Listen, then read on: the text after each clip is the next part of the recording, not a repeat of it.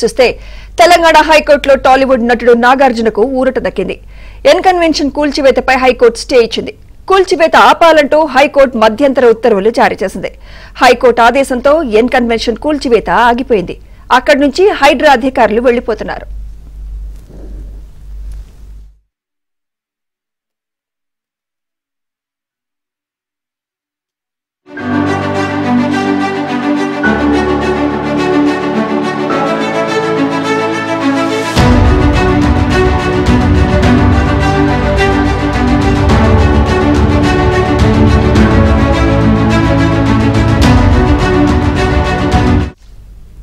తనకు ఎలాంటి నోటీసు ఇవ్వకుండా ఎన్ కన్వెన్షన్ సెంటర్ ను కూల్చేస్తున్నారని నాగార్జున తెలంగాణ హైకోర్టులో హౌస్ మోషన్ పిటిషన్ వేశారు. 2014లోనూ ఇరిగేషన్, జీహెచ్ఎంసీ అధికారులు బిల్డింగ్ లో కూల్చేస్తామని హెచ్చరించారని గుర్తు చేశారు. ఎఫ్టీఎల్లో బిల్డింగ్ ఉండడంతో కూల్చేస్తామన్నారని కోర్టు దృష్టికి తీసుకెళ్లారు. అయితే 2014లో ఎన్ కన్వెన్షన్ ను కూల్చొద్దని హైకోర్టు ఆదేశించిందన్నారు. అప్పటికీ ఇంకా ఎల్టీఎఫ్ ను నోటిఫై చేయలేదు కాబట్టి బిల్డింగ్ ను కూల్చే ముందు నోటీసులు ఇవ్వాలని ఆదేశించినట్లు చెప్పారు. నాగార్జున తరపు లాయర్ల వాదనల తర్వాత ఎన్ కన్వెన్షన్ సెంటర్ కూల్చివేత ఆపాలంటూ హైకోర్టు మధ్యంతర ఉత్తర్వులిచ్చింది.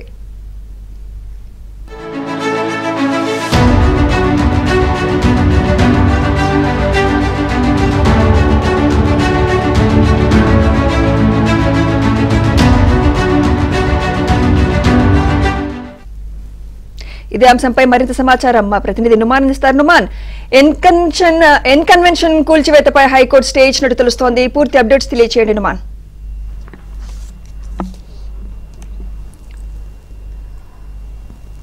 ఇటు మార్నింగ్ నుంచి కూడా ఎంతో సంచలనంగా మారినటువంటి ఎన్ కన్వెన్షన్ కూల్చివేతల మీద ఇటు హైకోర్టు స్టే విధించింది. సో ఏదైతే యథాస్థితి కొనసాగించాలంటూ జస్టిస్ వినోద్ కుమార్ ఆ తీర్పును వెలువరించినటువంటి పరిస్థితి. ఈ నేపథ్యంలో ఏదైతే ఎన్ కన్వెన్షన్ ప్రస్తుతం అయితే స్టే కొనసాగుతున్నటువంటి పరిస్థితి. ఈ నేపథ్యంలో ఇటు జీహెచ్ఎంసీకి సంబంధించినటువంటి అధికారులు కానివ్వండి, దాంతోపాటు హైడ్రాకి సంబంధించినటువంటి అధికారులు ప్రస్తుతం ఇక్కడ అంతా కూడా ఖాళీ చేసి ఇక్కడ నుంచి ఏదైతే ఖాళీ చేసినటువంటి పరిస్థితి ప్రస్తుతం మనము చూస్తున్నాము.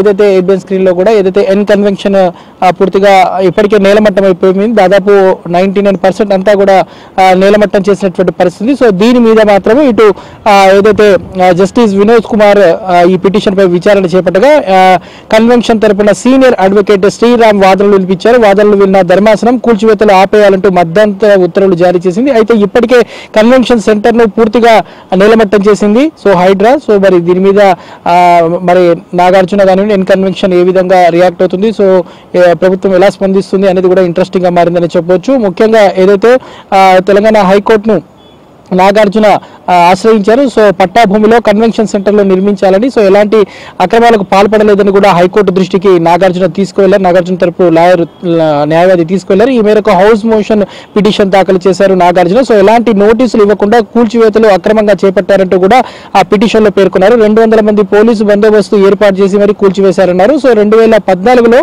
అప్పటి ఇరిగేషన్, జీహెచ్ఎంసీ అధికారులు బిల్డింగ్ ని కొలుస్తామని కూడా హెచ్చరించారని, సో ఎఫ్టీఎల్ లో బిల్డింగ్ ఉందని అప్పటి అధికారులు కూల్చేందుకు వచ్చారని గుర్తు చేశారు. అయితే 2014లోనే హైకోర్టు ఎన్ కన్వెన్షన్ కూల్చివేతపై స్టే ఆర్డర్ ఇచ్చిందన్నారు నాగార్జున తరపు న్యాయవాది. సో అప్పటికి ఇంకా ఎఫ్టీఎల్ ను నోటిఫై చేయలేదు కాబట్టి కూల్చివేత ముందు ఆ నోటీసులు జారీ చేయాలని కూడా ఏదైతే హైకోర్టు ఆదేశాలు జారీ చేసింది ఏదైతే నాగార్జున తరపు న్యాయవాది తీసుకెళ్లేటువంటి పరిస్థితి. సో ఇదంతా ఏదైతే వాదనలు ఉన్నటువంటి జస్టిస్ వినోద్ కుమార్ ఈ పిటిషన్ పై విచారణ చేపట్టగా కన్వెన్షన్ తరపున సీనియర్ అడ్వకేట్ శ్రీరామ్ వాదనలు వినిపించారు. సో వాదనలు విన్న ధర్మాసనం అయితే ప్రస్తుతము కూల్చివేతలు ఆపేయాలంటూ మధ్యంతర ఉత్తర్వులు జారీ చేసింది. అయితే ఇప్పటికే కన్వెన్షన్ సెంటర్ పూర్తిగా నేలమట్టమైనటువంటి పరిస్థితి. సో ప్రస్తుతం మనం చూస్తున్నాము ఎన్ కన్వెన్షన్ అంతా కూడా నేలమట్టమైంది. సో పూర్తిగా కుప్పకూల్చినటువంటి పరిస్థితి కూడా ఉందని చెప్పవచ్చు. సో మనం ప్రస్తుతం ఏబిఎన్ స్క్రీన్ లో కూడా చూస్తున్నాం. ఉదయం నుంచి కూడా పెద్ద ఎత్తున కూడా ఇటు భారీ పోలీసు బందోబస్తు మధ్య దాదాపు 200 మందికి పైగా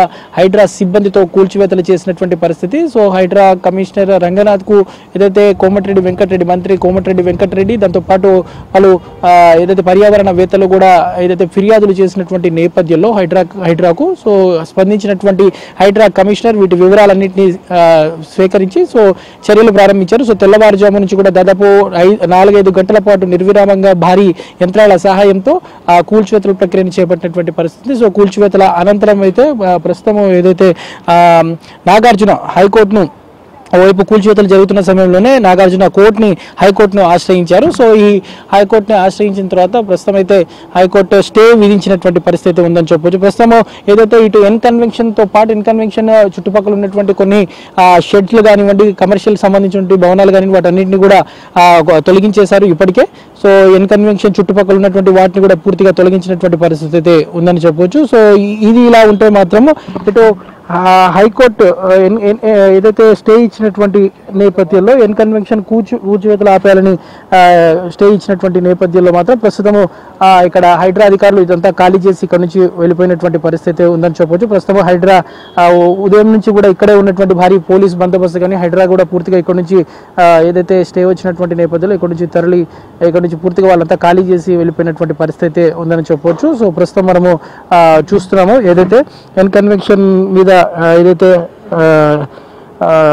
నాగార్జున హైకోర్టుని ఆశ్రయించినటువంటి నేపథ్యంలో సో ప్రస్తుతం హైకోర్టు స్టేని విధించినటువంటి పరిస్థితి ఉందని చెప్పొచ్చు. ప్రస్తుతం మనం ఏబిఎన్ స్క్రీన్లో కూడా చూస్తున్నాము. సో ఎన్ కన్వెన్షన్కి అయితే ఏదైతే స్టే రావడంతో పూర్తిగా హైడ్రా ఏదైతే మనము చూస్తున్నాము ఇదంతా కూడా తమ్మిడికుంట చెరువు, మొత్తం కూడా 29 ఎకరాల విస్తీర్ణంలో ఉన్నటువంటి తమ్మిడికుంట చెరువు దాదాపు 3.3 ఎకరాలకు పైగానే ఏదైతే ఆక్రమణలకు గురైంది. అందులో భాగంగానే ఏదైతే ఎన్ కన్వెన్షన్ ఇందులో ఈ ఎఫ్టీఎల్లోనే నిర్మించడంతో ఎన్ కన్వెన్షన్కి సంబంధించినటువంటి నిర్మాణాల మీద కూడా ఆక్రమణల మీద గత కొన్నేళ్లుగా పెద్ద ఎత్తున కూడా ఫిర్యాదులు వస్తున్నాయి. సో ఇటీవల కాలంలో కూడా హైడ్రా ఏర్పడిన తర్వాత ఫిర్యాదులు రావడంతో సో హైడ్రా స్పందించింది. సో యుద్ధ ప్రాతిపదికన ఏదైతే వీటన్నిటిని కూడా కూల్చివేయాలంటూ కూడా ఏదైతే ఆదేశాలు ఇచ్చినటువంటి పరిస్థితి. సో ఏదైతే ఈ నేపథ్యంలో హైడ్రా కమిషనర్ రంగనాథ్ ఆదేశాలతో పూర్తిగా ఎక్కడికక్కడ కూడా ఈ కూల్చివేతలు అయితే చేశారు. ప్రస్తుతం మనము చూస్తున్నాము కూల్చివేతలతో మొత్తం కూడా అంతా కూడా అంటే దాదాపు 2015 మార్చి 20వ తేదీ నుంచి ఇక్కడ ఎన్ కన్వెన్షన్కి సంబంధించినటువంటి కార్యకలాపాలు కొనసాగాయి. సో అప్పటి నుంచి ఇప్పటివరకు ఎన్ కన్వెన్షన్లో పెద్ద ప్రీ వెడ్డింగ్ కానివ్వండి, సో వెడ్డింగ్ అనేది ఎలాంటి అంటే అత్యంత విలువైనటువంటి అత్యంత కాస్ట్లీ కన్వెన్షన్గా చెప్పొచ్చు. N3 రియాలిటీ ఎంటర్ప్రైజ్ కింద ఎన్ కన్వెన్షన్ని ఏర్పాటు చేశారు. సినీ హీరో నాగార్జున వ్యవస్థాపక పార్ట్నర్గా ఉన్నారు. సో 10 ఎకరాల విస్తీర్ణంలో దీని నిర్మాణాన్ని ఏర్పాటు చేశారు. పిల్లర్లు లేకుండా హై సీలింగ్లో ఈ బిల్డింగ్ని ఏర్పాటు చేసినటువంటి పరిస్థితి. సో మొత్తానికైతే ప్రస్తుతం నాగార్జున ఎన్ కన్వెన్షన్కు హైకోర్టు ఏదైతే స్టే ఇవ్వడంతో ప్రస్తుతం అయితే ఈ కూల్చివేతలన్నీ కూడా నిలిచిపోతున్న పరిస్థితి. దాదాపు అంటే ఆల్మోస్ట్ కూల్చివేతల ప్రక్రియ అంతా కూడా స్టే ఇచ్చే టైంకి అంతా కూల్చివేతల ప్రక్రియ అంతా కూడా ముగిసినటువంటి పరిస్థితి ఉందని చెప్పొచ్చు. సో ఇది ఇలా ఉంటే ఇటు ఎన్ కన్వెన్షన్తో పాటు ఇటు జన్వాడ ఫామ్ హౌస్ సంబంధించినటువంటి కూల్చివేతలు కూడా జరుగుతాయని కూడా ప్రచారం జరుగుతుంది. మరోవైపు మాజీ మంత్రి మల్లారెడ్డికి సంబంధించినటువంటి అక్రమ నిర్మాణాలు చెరువుల్లో కానివ్వండి, కాలేజీలు ఏదైతే ఆసుపత్రులు నిర్మించారు సో వాటి మీద కూడా ఇప్పటికే ఇటు హైడ్రా పూర్తిగా చిట్టాను సిద్ధం చేసింది. వాటి మీద కూడా చర్యలు ఉంటాయని మాత్రం తెలుస్తుంది. Thank you నమాన్.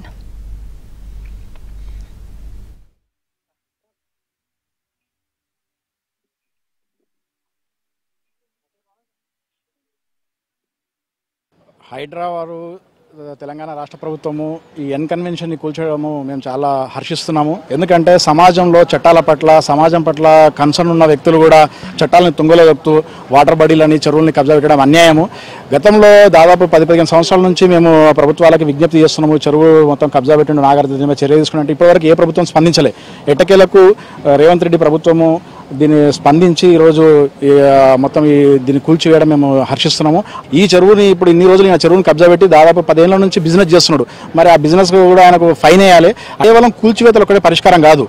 ఈ చెరువులను ఆక్రమణలు చేస్తున్న వాళ్ళని చెరువుల్ని ఇప్పుడు ఆ చెరువు ఎఫ్టీఎల్లో ఎన్ఓసి ఇస్తున్న అధికారులపైన అట్లాగే లేఅవుట్లు ఇస్తున్న అధికారులపైన కఠిన చర్యలు తీసుకోవాలి. వాళ్ళ మీద కేసులు పెట్టాలి, రికవరీ చేయాలి. అప్పుడైతేనే భయం ఉంటుంది. లేకపోతే అమాయకులు చట్టాల పట్ల అవగాహన లేని వాళ్ళు చాలా చోట్ల 300 గజాలు 400 గజాలు కొని మోసపోతున్నారు. నేను రంగనాథ్ సార్ పర్సనల్గా నాకు పరిచయము. నేను సార్కు హ్యాట్స్ ఆఫ్ చెప్తున్నాను. చాలా బాగా స్పందిస్తున్నాడు. ఎప్పటికప్పుడు మేము ఏ వాట్సాప్లో మెసేజ్ పెట్టినా టెక్స్ట్ మెసేజ్ పెట్టినా కూడా ఇమ్మీడియట్గా రెస్పాండ్ అవుతున్నాడు. ఈ చెరువు విషయంలో కూడా అనేక సార్లు మేము ఫిర్యాదు చేస్తే నేను ఖచ్చితంగా పరిశీలిస్తా వస్తా చూసి నేను గ్యారంటీ యాక్షన్ తీసుకుంటున్నాడు. ఆ రకంగా ఆయన యాక్షన్ తీసుకున్నట్టు చాలా ధన్యవాదాలు రంగనాథ్ సార్కి. సినిమా హీరో కబ్జా పెట్టిండు. ఆ ఈదులకుండా కూడా ఇంకో హీరో కబ్జా పెట్టిండు. దాన్ని కూడా వెలుగులోకి తీసుకొచ్చినాము. దాన్ని కూడా ఇప్పుడు ఇక్కడ నుంచి అక్కడ వరకు గొలుసుకట్టు చెరువు ఇది మొత్తం నాలాన్ని మొత్తం నమిలేశారు, చెరువును మొత్తం మింగేశారు. ఈ నాలాన్ని కాపాడాలి, చెరువును కాపాడాలి, నెక్స్ట్ చుట్టుపక్కల ఉన్న వాటర్ బాడీలు మొత్తం రక్షించాలని చెప్పేసి మేము డిమాండ్ చేస్తున్నాము. పాలకులు మాత్రము దీనిపైన షో చేశారు కానీ చర్య తీసుకోలేదు. ఈ పాలకులు చెప్పారు, ఇప్పుడున్న రేవంత్ రెడ్డి గారు మేము చెరువులో రక్షిస్తామని చెప్పాడు, యాక్షన్లో దిగాడు. సంతోషంగా ఉందండి. ఈరోజు పెద్ద చిన్న డబ్బున్నోళ్ళు లేనోళ్ళు ఈ విధంగా కాకుండా ఈ విధంగా తక్కువ ఉన్నోళ్ళని ఒకలాగా లేనోళ్ళని ఒకలాగా ఈ విధంగా చూడకుండా అందరినీ ఒకే విధంగా అందరికి ఒకే న్యాయం జరుగుతున్నది. ఈరోజు చాలా సంతోషిస్తున్నాం, చాలా హర్షిస్తున్నాం. రేవంత్ రెడ్డి గారు ఎలక్షన్ మేనిఫెస్టోలో ఏదైతే వాగ్దానం చేసిరో ఆ వాగ్దానాన్ని ఈరోజు నెరవేరుస్తున్నాడు. హీరో నాగార్జున కాకుండా కబ్జాదారుడు నాగార్జున అంటే బాగుంటుందని నా అభిప్రాయం. కబ్జాదారుడు నాగార్జున అనండి, మీరే చూస్తున్నారు చెరువును ఎంతగానో కబ్జా చేసిండు అతను. అది కేవలం డబ్బు సంపాదించాలనే మాత్రమే ఆయన ఆలోచన ఉన్నది, దాని తప్ప ఇంకేం లేదు. దీన్ని బట్టి ఒకటి అర్థమవుతుంది ఏంటంటే వీళ్ళు సినిమాలలో చేసేది ఒకటి, వీళ్ళ నిజ జీవితంలో ఉన్న వీళ్ళ జీవితాలంతా అక్రమార్కులే వీళ్ళు. కాబట్టి ఈరోజు హైడ్రా మంచి పని చేస్తుంది. ఇలాంటి అక్రమార్కుల వీళ్ళు ఎన్ని రోజుల నుంచి ఎన్ని కోట్ల రూపాయలు సంపాదించుకున్నారో నా అభిప్రాయం ఏంటంటే వీళ్ళు ఇన్ని రోజుల నుంచి ఎన్ని డబ్బులు సంపాదించుకున్నారో అవన్నీ కూడా రికవర్ చేస్తే బాగుంటుందని నా అభిప్రాయం. వీళ్ళ మీద పెద్ద ఫైన్ వేయాలి, కేవలం కూల్చి వదలొద్దు, వీళ్ళ మీద పెద్ద ఫైన్ వేయాలి. ఇన్ని కోట్లు సంపాదించండి, ప్రతిరోజు ఈడ ఫంక్షన్ చేసుకుంటే ఏ ఫంక్షన్ అయినా ₹1 కోటి బిల్ అవుతుంది. కాబట్టి ఇన్ని రోజుల నుంచి ఇన్ని సంవత్సరాల నుంచి ఈడ ఇన్కన్వెన్షన్ కట్టింది కాబట్టి దీని మీద ఒక పెద్ద ఫైన్ వేస్తే బాగుంటుందని నా అభిప్రాయం. ఈ నాగార్జున మీద చర్య తీసుకోవడమే పెద్ద మెసేజ్ సమాజానికి. ఎందుకంటే పేదలే కాదు బడాబాబుల విషయంలో కూడా గవర్నమెంట్ ఫర్మ్ ఉంటుందని చెప్పేసి ఒక మెసేజ్ వెళ్తుంది. అయితే ఫైన్ వేయాలి. ఇప్పుడు గత 10 సంవత్సరాల నుంచి దందా చేస్తున్నాడు, అక్రమంగా కోట్ల రూపాయల బిజినెస్ చేస్తున్నాడు. ఈ ఆ చెత్త చెదారం అంతా ఇప్పుడు అది ఫాస్ట్ ఆఫ్ ప్యారిస్ మొత్తం దాన్ని తీసుకుపోయి చెరువులు వేస్తే చెరువు మొత్తం ఇంకా పొల్యూట్ అవుతుంది. కాబట్టి ఆ చెత్తను మొత్తం వాళ్ళే తొలగించాలి. ఇన్ని రోజులు చేసిన దానికి బిజినెస్ మీద కూడా ట్యాక్స్ వేయాలి, గవర్నమెంట్ ఫైన్ వేయాలి. అయితే ఒక నాగార్జునే కాదు, సిటీ ఇప్పుడు మాజీ మంత్రి మల్లారెడ్డి కాలేజ్ మొత్తం ఈరోజు చెరువుల్లో ఉంది. అట్లా బడాబాబులు రాజకీయ అండతోటి అక్రమాలకు తెగించిన అందరి మీద కూడా ఈరోజు చర్య తీసుకోవాలి. ఎందుకంటే కేవలం కొద్ది మందితో తీసుకుంటే ఏమంటే మీతో ఎస్కేప్ అవుతారు. అసలు తెలంగాణ వచ్చినప్పుడు కేసీఆర్ ఏం చెప్పిండు, తెలంగాణ అంటేనే చెరువులు ప్రకృతి అని చెప్పేసి పెద్ద పెద్ద డైలాగ్ కొట్టిండు. కానీ కేసీఆర్ హయాంలోనే విపరీతమైన ధ్వంసం జరిగింది ప్రకృతి. కేసీఆర్ ఆలోచించాలి ఆయన చేసిన పొరపాట్లకు.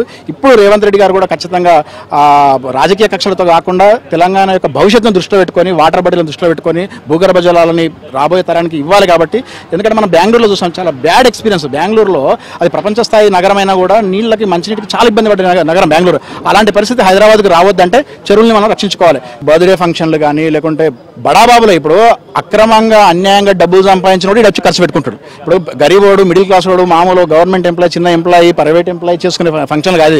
నోటికి ఇచ్చినట్టు ఆ కోట్లు అక్రమంగా సంపాదించి నాగార్జునకి ట్యాక్స్ల రూపంలో ఈ ఫీజుల రూపంలో ఇచ్చేసి చేసుకో. ఒక ఈవెంట్ ఒక బర్త్డే ఈవెంట్కి 10 కోట్లు వసూలు చేసి నాగార్జున సార్ బర్త్డే ఈవెంట్కి. గత 10 సంవత్సరాల నుంచి జరుగుతుంది ఘోరం. అంటే అంతకుముందు ఏం జరుగుతుంది తెలియదు. గత 10 సంవత్సరాలు అయితే జరిగింది. ఏమేమి చెప్పి ఎవరికి ఏమో డబ్బులు ఇచ్చిండో ఎంత కంట్రోల్ చేసాడో మనకు తెలియదు. అంటే ఇప్పుడు రేవంత్ రెడ్డి వచ్చి నాకనే జరిగిందని కాదు, ఇతను రేవంత్ రెడ్డి గారు ఏం కమిషన్ తినట్లేరు అని నాకు అర్థమవుతుంది.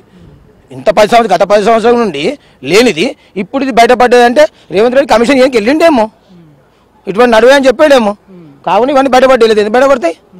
అవునా కదా సార్? ఇంత కోట్ల ప్రాపర్టీ నువ్వు 10 సంవత్సరాల నుంచి ఎవరు గమనించింది అలా రేవంత్ రెడ్డి ప్రభుత్వంలో గమనించారంటే కారణం ఏంటి? అతనికి ఏదో కమిషన్ తీసుకుని వెళ్ళారేమో, సార్ తీసుకోండి సార్ వదిలే అవన్నీ కుదిరేరా బాబు అని చెప్పింటారు. అందుకే బయటపడ్డది. పడపోతుండే. నేను పెద్ద గొప్పని కాదు, ఇది నేను గమనించడానికే మాకు 9 నెలలు టైం పట్టింది దీన్ని గమనించడానికి. ఏం చెప్పేది ఏమి లేదు. ఇప్పుడు ఆ పేదోళ్ళు ఇప్పుడు అక్కడ స్టాఫ్ మొత్తం even house keeping, plumber, electrician వాళ్ళందరికీ కూడా గత 3 నెలల శాలరీ ఇవ్వాలి. వాళ్ళ జాబులు చూపించే బాధ్యత నాగార్జున గారిది. వాళ్ళకి అన్యాయం జరిగింది. ఆయన కోట్లు ఎన్ని సంపాదించిండో కోట్లు అవన్నీ వాళ్ళ శాలరీలు 3 months శాలరీ ఇచ్చిన తర్వాత రిమైనింగ్ గవర్నమెంట్ గొప్ప చెప్పే బాధ్యత నాగార్జున గారు ఉంది. అगर ఒప్ప చెప్పని పక్షంలో మీ ప్రస్తుత ఆధ్వర్యంలో ఇంటి మీద ధర్నా చేయడం జరుగుతుంది.